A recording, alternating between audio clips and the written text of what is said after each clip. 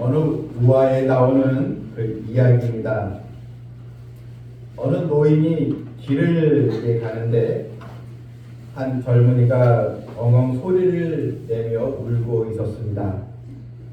노인은 청년에게 이보게 왜 그리 이렇게 슬프게 울고 있는가 이렇게 물었더니 그 청년은 제가 이 언덕에서 넘어졌는데 팻말을 보니 여기서 한번 넘어지면 3년밖에 못 산다 이렇게 이제 적혀 있었는데 자기가 이제 넘어져서 앞으로 3년밖에 못 산다고 하니 너무 슬퍼서 웁니다 이렇게 이제 얘기를 했습니다. 그래서 계속 울고 있었는데 노인이 웃으면서 이렇게 한마디 던집니다. 뭘 그런 거 가지고 고민하나. 한 번 넘어지면 3년 산다고 하는데 자네 30번 넘어져 보게. 30번 넘어지면 90년은 더 이상 사는 것이 아니냐. 이렇게 이야기를 이제 했다는 것입니다. 여러분 어떻게 보면 우리 인생은 넘어짐의 연속이죠. 연령에 따라서 넘어짐의 이 종류도 사실 다양합니다. 10대의 아이들은 끝도 없는 경쟁과 또 시험이든 점수 또 진로에 그 아이들은 또 졸업할 때까지 또 넘어지고 또 마음이 또 무너져 내리는 것을 또 많이 보게 됩니다. 자기가 바라는 점수가 나오지 않으면 또 좋은 또 등급을 받지 못하면 아이들은 또 좌절을 하게 됩니다. 그런데 20, 30대는 어떤가요? 이 연령대를 보면 가장 많이 또 넘어지는 시기이기도 합니다. 아직은 마음은 아이 같고 청소년 같은데 몸은 이제 성인이 되었으니 버거운 삶을 살아야 합니다. 모든 시험이란 시험을 다 이제 겪어야 합니다. 자격증 시험을 또 봐야 되고 또 취직도 시험도 봐야 되고 참 계속 시험을 이제 통과해야 됩니다.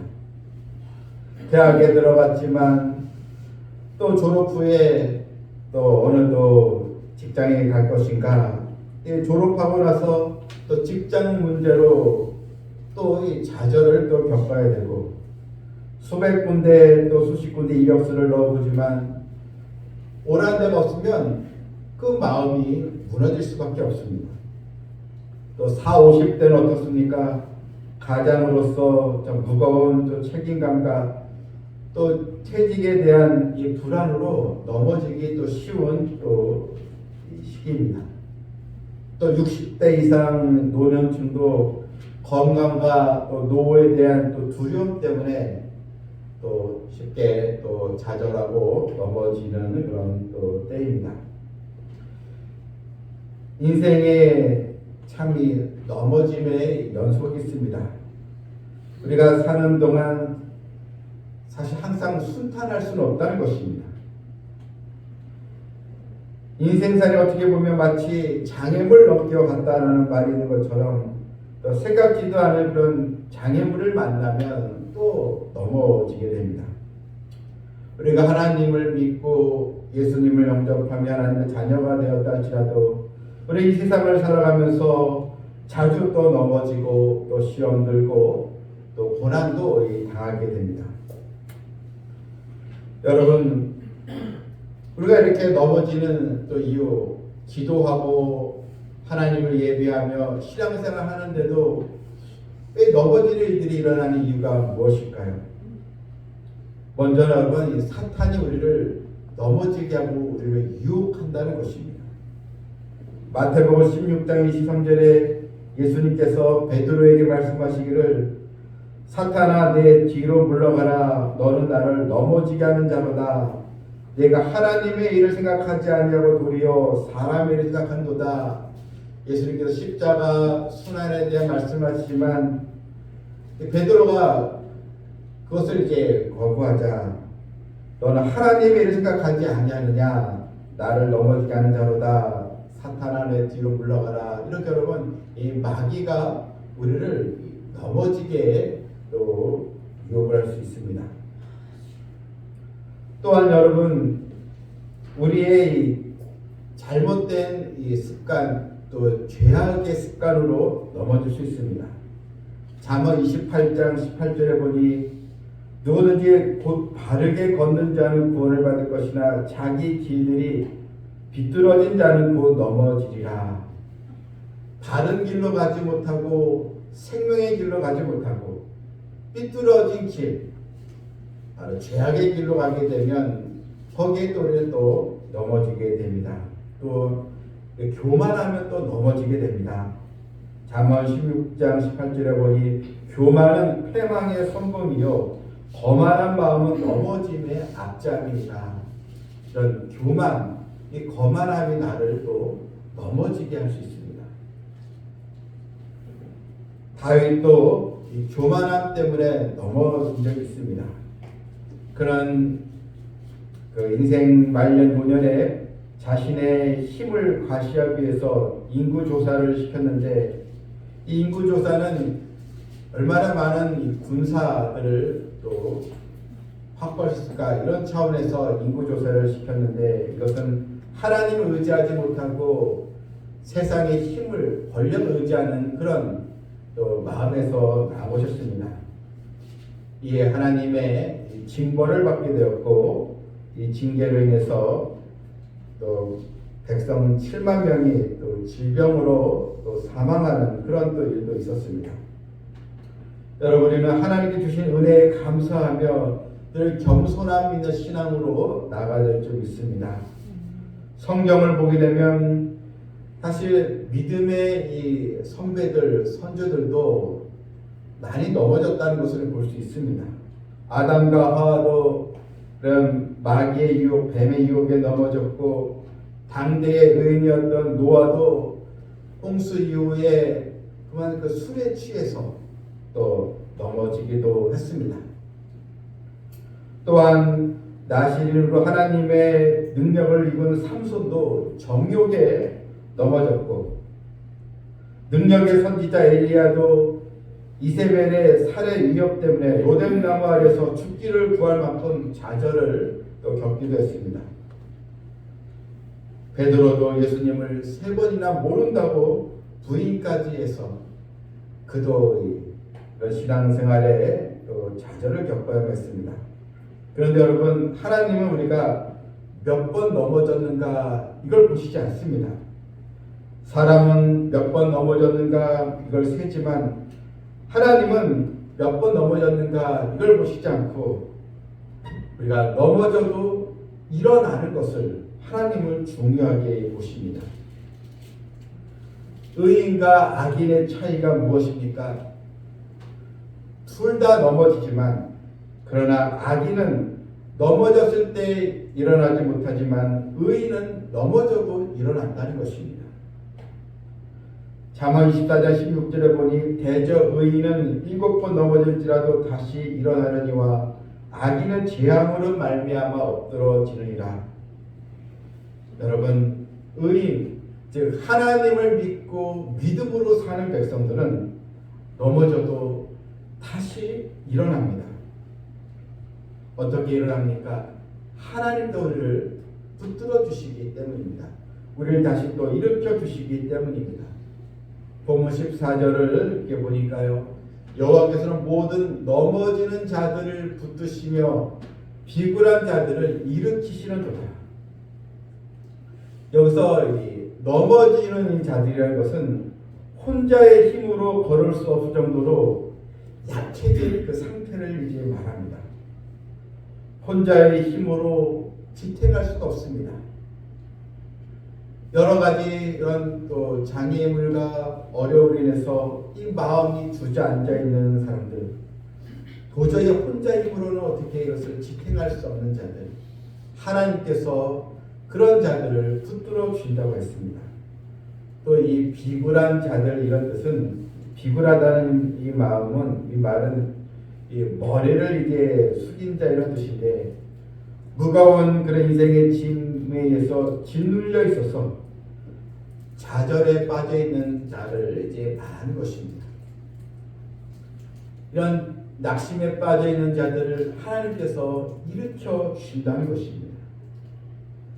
만왕의 왕신 하나님은 우리를 그냥 넘어지는 것을 그냥 보고만 계시지 않으신다는 것입니다. 우리를 붙들어 주시고 일으켜 주시고 우리를 지탱해 주시는 나의 아버지십니다. 모든 사람의 눈이 주를 앙망하오니 주는 때를 따라 그들에게 먹을 걸 주시며 하나님은 인자하시고 사랑이 많으신 분이십니다.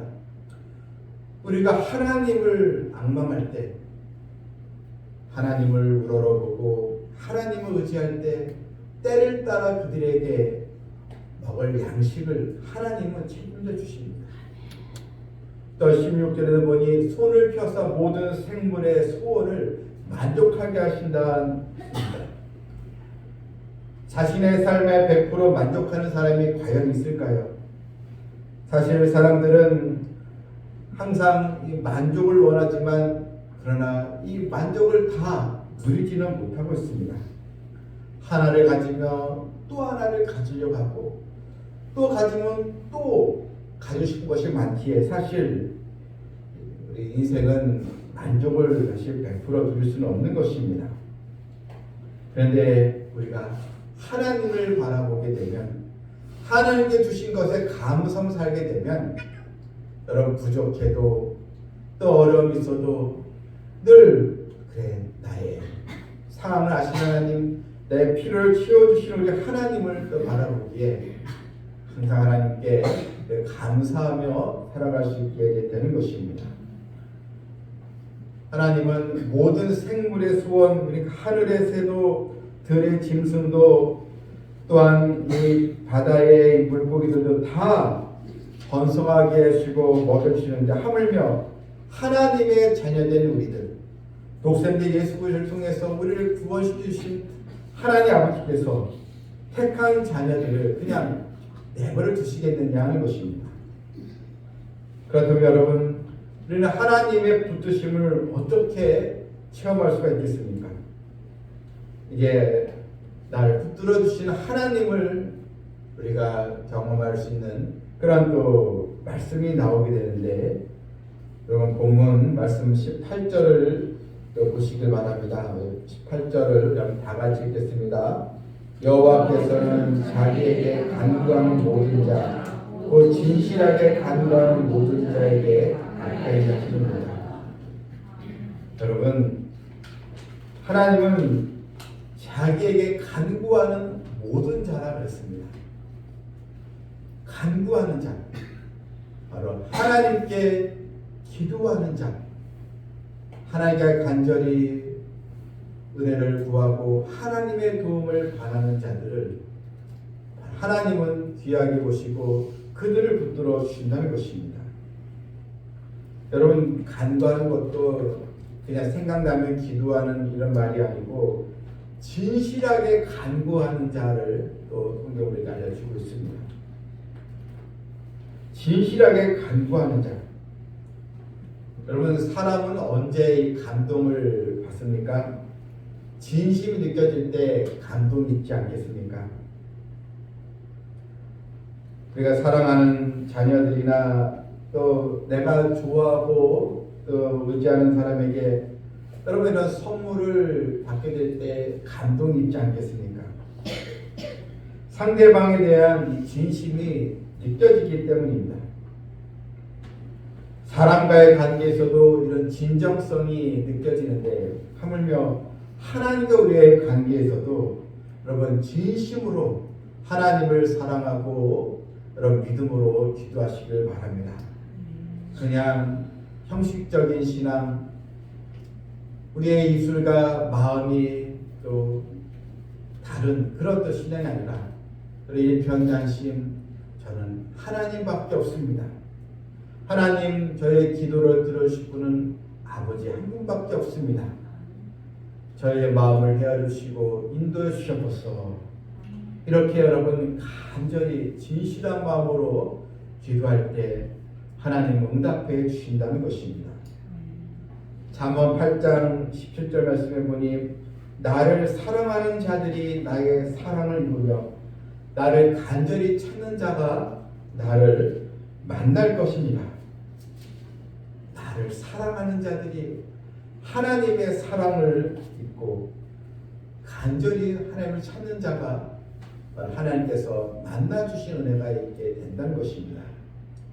여러분, 예배 드릴 때에도 또한 교회 나올 때에도 우리가 하나님의 말씀을 들을 때에도 우리가 또 기도할 때에도 여러분 중심을 보시는 우리 하나님을 여러분 기억하고 하나님을 진정으로 하나님을 앙망하며 믿음으로 예배를 드리시고 기도하시길 바랍니다. 아멘. 구약성경 역대하 1장 10절을 보게 되면 솔로몬이 하나님께 1000번째의 그런 또 예배를 드리고 나서 하나님은 솔로몬에게 나타나셨습니다. 솔로몬에게 말씀하시기를 내가 너에게 무엇을 줄고 너는 구하라. 이때 솔로몬은 하나님께 맡기신 이 백성들을 잘 기도할 수 있는 지혜를 저는 구합니다. 이 대답을 들은 하나님은 마음이 너무나 흡족하시고 기뻐하심으로써 솔로몬이 구하지 않은 부와 또 이 재물까지 그에게 함께 주셨다고 했습니다. 왜 하나님이 솔로몬에게 이런 축복을 주셨습니까? 바로 솔로몬의 그 진심, 그가 왕이 된 다음에 자만하지 않고 하나님께 1000번째 그런 제단을 쌓으면서 간절히 지혜를 구하는 솔로몬의 중심을 하나님께서 보셨기 때문에 솔로몬에게 지혜뿐만 아니라 이런 부귀영화의 축복까지 바로 주셨던 것입니다. 이제 우리는 그냥 형식에 치우친 신앙이 아니라 진실한 믿음의 근거에서 여러분 하나님께 또 나오시기를 바랍니다. 또한 본문 19절에 보니까요, 그는 자기를 경외하는 자들의 소원을 이루심했습니다. 자기를 경외하는 자들입니다. 하나님을 끝까지 믿고 하나님 편에 서 있는 백성들, 이런 백성들의 소원을 또 이루시고 또 그들의 부르짖음을 들으시고 구원의 은총을 바로 주신다는 것입니다. 또한 20절에도 여호와께서 자기를 사랑하는 자들은 다 보호하시고 악인들은 다 멸하시로다. 여러분 20절에도 자기를 사랑하는 자들, 우리는 시편 이 145편 이 말씀을 보면서 여러분 한 가지 이 주제가 있습니다. 바로 하나님 우리의 마음을 보신다는 것입니다. 그래서 나를 사랑하는 자, 나를 경외하는 자, 또 나에게 진실하게 간구하는 자, 여러분 그 하나님을 향한 진실한 마음이 있을 때 그때 비로소 하나님의 응답의 복이 있게 되는 것입니다. 다윗은 그가 하나님은 사랑하는 자, 하나님 경외하는 자에게 하나님의 또 인도하심이 있고 반면에 이 악한 자들 하나님께서 심판하신 것을 굳게 믿었던 것입니다. 또한 본문 21절에 기도하는 사람들이 가져야 할 중요한 하나님의 사명이 있습니다.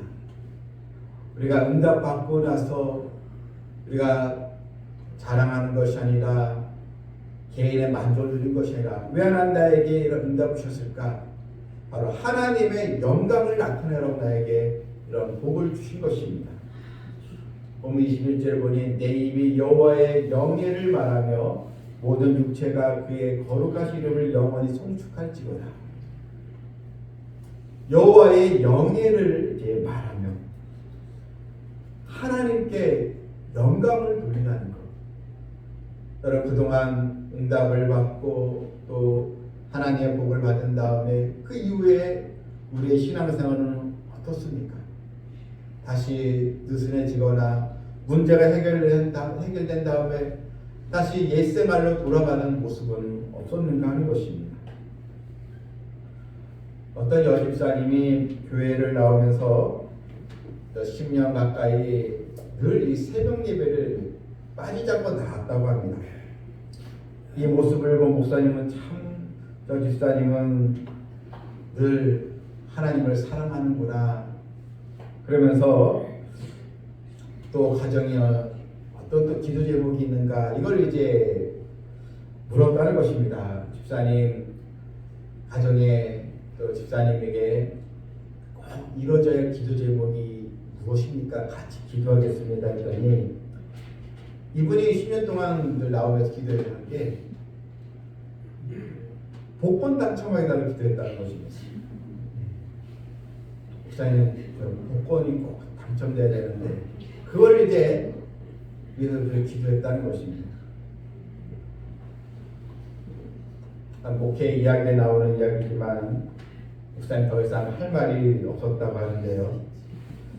여러분 정말 우리가 하나님 앞에 하나님 저의 이 작은 섬김을 통해서 또한 저의 적은 또 입술을 통해서도 하나님을 찬양하고 싶습니다. 하나님께 영광을 돌리고 싶습니다. 하나님의 은혜를 선포하고 주의 영광을 사방에 저는 전하고 싶습니다. 이런 사명을 여러분 가지시고 더 기도하면 하나님이 우리에게 더 큰 복을 또 주실 줄 이제 믿습니다. 1939년 5월 15일에 일제의 신사참배 거부로 이 최봉석 이 목사님이 감옥에 투옥이 되었습니다. 별명이 최권능 목사님이 됐는데, 이 목사님이 이제 감옥에 있자 그 사모님이 이제 면회를 갔습니다. 이 최 목사님은 이 사모를 보면서 눈으로 인사를 하면서 이 부인에게 하는 말이 여보 항상 기뻐해, 항상 기뻐하라 이 말씀을 이제 전했습니다. 이제 걱정하지 말라는 거죠. 항상 기뻐합시다 이렇게 했더니 그 이제 아내된 이 사모님이 그 남편에게 쉬지 말고 기도하라 이렇게 또 이야기를 해 주었다는 것입니다. 하나님의 말씀을 서로 주고받은 것이죠. 여러분 최권능 목사님은 끝까지 또 하나님의 이 말씀을 또 전하면서 감옥에서도 복음을 이렇게 전했다고 했습니다. 하나님의 손길을 느끼지 못하고 살아가는 사람 너무나 많이 있습니다. 우리는 영적인 이 감각을 잃지 않도록 해야 됩니다. 하나님의 이 손이 늘 함께하는 그런 또 자녀가 되기를 우리는 열린 마음으로 하나님께 기도해야 하는 것입니다. 우리나라의 유명한 이 성악가 배재철이라는 교수가 있었습니다. 세계적으로 아주 유명한 이 교수였는데 국제 오페라단에서 아주 인기도 있고 충망을 받았던 그런 교수였습니다. 그래서 어느 날 갑상선 암으로 인해서 이 갑상선을 결제하면서 그만 이제 그 수술로 인해서 이 성대 결절이 나고 그만 이 목소리를 이제 잃게 이제 되었습니다. 노래도 할 수 없는 그런 상태에서 너무나도 심한 이 좌절을 이제 겪게 되었는데, 하지만 아내와 함께 하나님께 기도를 했다는 것입니다. 하나님, 저의 잃어버린 성대를 회복시켜 주시옵소서. 계속 이제 기도하는 끝에 이제 성대 재건 수술을 하게 이제 되었습니다. 수술 의사의 집도와의 이 부분 마취 상태에서 성대 재건 수술을 이제 하면서 그가 마음속에부터 나오는 찬양이 있었는데, 바로 창세기 79장 주 하나님 지으신 모든 세계, 이걸 이제 계속 마음에서 이제 부르면서 이제 수술을 했는데, 수술 끝난 다음에 그가 이제 수술 끝난 다음 한 며칠 뒤에 성대가 열려서 이전만큼은 아니었지만 하나님께 찬양을 하게 되었다는 것입니다. 주 하나님이 지으신 모든 세계, 옛날에 유명한 오페라 이런 가수로서의 그런 명성은 찾지 못했지만, 그런데 하나님께 찬양하는 그런 하나님의 찬양 일꾼으로서 귀하게 쓰임을 받게 되었다는 것입니다. 시편 37편 24절에 그는 넘어지나 아주 엎드러지지 아니함은 여호와께서 그의 손으로 붙드시미로다. 아이가 넘어졌을 때, 어린아이가 넘어졌을 때 여러분 그 엄마가 아이의 손을 잡고 다시 일으켜주는 것처럼 하나님은 우리를 보고만 계시지 않고 우리를 붙들어주고 계십니다. 어떤 믿음 없는 사람은 너는 왜 교회를 다니는데 하나님을 믿는다면서 너 인생 왜 자꾸 이렇게 넘어졌느냐, 왜 이렇게 너의 인생은 꼬여있느냐, 이런 말을 우리가 들을 때가 있는데, 여러분 이것은 하나님의 소리가 아니고 나를 더 넘어지게 만드는 마귀의 바로 시험의 소리인 것입니다. 우리 이럴 때 아니다, 하나님은 나를 붙들고 계신다, 하나님은 나를 일으켜 주실 것이다, 이런 믿음의 말로 우리는 일어서야 됩니다. 말씀을 또 뵙겠습니다. 시편 145편이 말씀은 특별히 이런 구약시대의 유대인들이 이 시편 145편을 하루에 3번씩 묵상하면서 기도했다고 했습니다.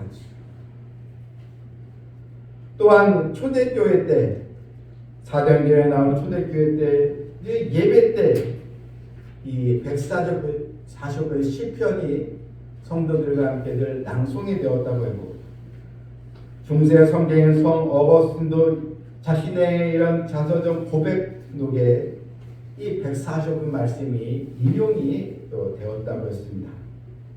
그래 나를 붙드신 하나님, 하나님의 손길을 또 기억하면서 이제는 진실한 마음으로 하나님을 사랑하고 또 기도하는 백성들로서 우리 주변에 흔들리며 비틀거리는 영혼들을 주께로 또 인도하고 하나님의 영광을 나타내는 우리 모두가 되기를 주님의 이름으로 축원합니다. 아멘. 하나님 아버지, 우리도 수없이 넘어지기도 했습니다. 한 문제가 해결돼서 그때 잠깐 좋았다가 또 다른 문제가 생기면 쉽게 또 좌절을 하는 우리의 또 모습인데, 하나님은 우리를 여전히 붙들고 계시다는 것을 알게 되었사오니 성도들에게 또 소망을 또 갖게 해주시고 미래에 대한 염려는 다 하나님께 맡기게 해주시고 걱정거리들도 다 내려놓게 해주시고 오직 소망의 하나님을 찬양하게 해주시고, 그래서 더 우리가 은혜를 입고 응답을 받고 복을 받아서 하나님의 영예를 나타내는 거룩한 자녀로 다 쓰임받게 하여 주시옵소서. 예수님의 이름으로 기도하옵나이다. 아멘.